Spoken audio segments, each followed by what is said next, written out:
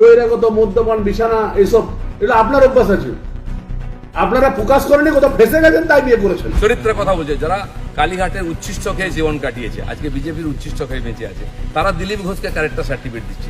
আপনাকে বলতাম না, কিন্তু অনেক বেশি আপনি কথা বলছেন, আপনি ফেসে গেছেন, আপনি আরো দু তিনজনের সঙ্গে ফেসে গেছেন, তাই এখানে বিয়ে করেছেন। যারা 4টে বিয়ে করে 14টা গার্লফ্রেন্ড রাখে, রাত্রের জীবন একরকম দিনের জীবন একরকম, তারা দিলীপ ঘোষকে ত্যাগী ভোগী বলছে।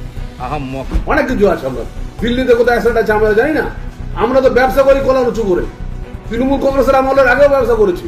আমার অ্যাসেট দেখুন, আমার বাবা বিজনেস করে, আমার বাবা চাকরি করতো, আমরা থাকলে পার্টিটা চলে। আর এই দালালরা যেদিন থেকে পার্টিতে এসে বিজেপির গন্ধও চলে গেছে, বিজেপির স্বাদও চলে গেছে, লোক বিজেপির ভরসা করতে পারছে না।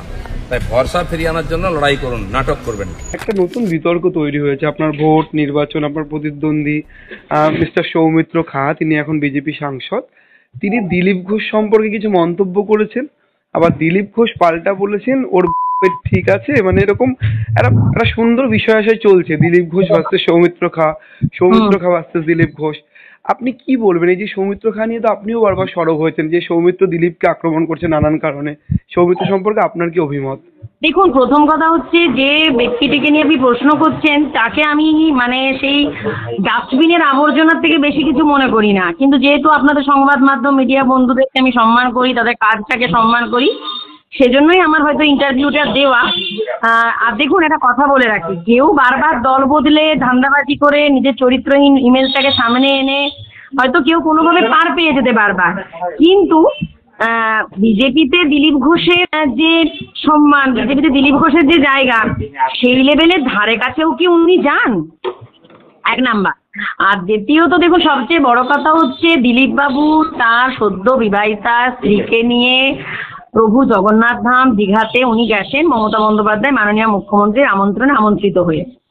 তো সেখানে উনি দিল্লিতে ধরুন এই যে বিষ্ণুপুরে যার কথা বলছেন, তিনি তাকে দিল্লিতে লুকিয়ে থাকতে হয়, তাহলে সেটাই কি গাত্রদাহ জ্বলন যে দিলীপ বাবু বিয়ে করে এত সম্মান পাচ্ছেন আর ওনাকে গায়ে বাছুর নিয়ে লুকিয়ে থাকতে হচ্ছে? উল্টে আমার দেখছি বিভিন্ন জন একটাই কথা, যেটা আমি বলেওছি এবং সেটাই সত্য, যে উনি যে মহিলাটিকে উনি যে স্ত্রী বলে বর্তমানে পরিচয় দিচ্ছেন, অ্যাকচুয়ালি তিনি তো বিজেপির প্রাক্তন যে জেলা সভাপতি অভিজিৎ রায়চৌধুরীর বিধবা। তো সেই অভিজিৎ রায়চৌধুরী ওনাদের এই অবৈধ লীলা খেলাটা বেঁচে থাকাকালীনই জানতে পেরে গেছিলেন বলে তাকে কয়েক মাসের মধ্যেই রহস্যজনকভাবে মৃত্যুবরণ করতে হয়, এবং তারপরে তার বউ মেয়েকে নিয়ে তার ফুর্তি করাটা ইজি হয়ে যায়। তো সেই সব বিভিন্ন হতাশায় ওনার চালুনি হয়ে ছুঁচকে বিচার করছেন, উনি যখন তখন যাকে তাকে গালি দিচ্ছেন।